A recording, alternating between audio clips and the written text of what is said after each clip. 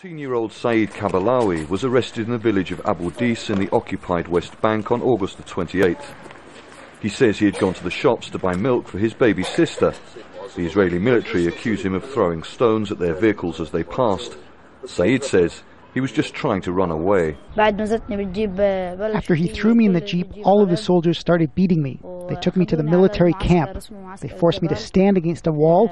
They blindfolded me and punched me in the face, beating my head. He says the soldiers hit him with their rifle butts. In the military camp, the beatings continued. They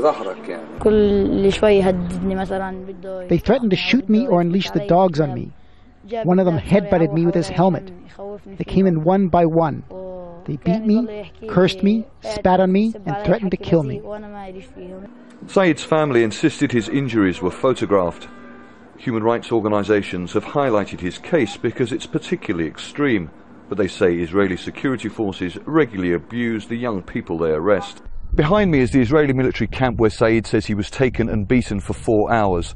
Now, the organisation Defence for Children International says that every year around 700 minors between the ages of 12 and 17 are arrested in the West Bank and then tried in Israeli military courts. Most Palestinian youths are arrested for throwing stones at clashes like this one at the Columbia crossing on the West Bank. If a Palestinian youth with Israeli identity papers is arrested for rock throwing in Israel or occupied East Jerusalem, he gets access to Israeli civilian juvenile law.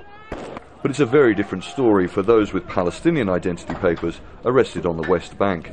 A Palestinian in the West Bank, on the other hand, is subject to military law, been subjected to military law for the last 45 years.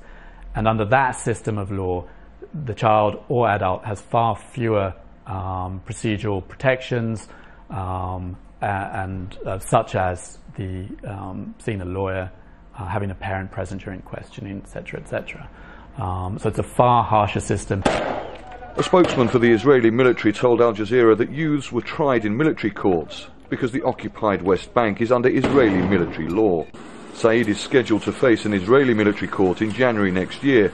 He's not yet been officially charged, but he faces the prospect of being taken from the occupied West Bank to a jail inside Israel, an act which is itself against international law. Charles Stratford, Al Jazeera, Abu Dis, the occupied West Bank.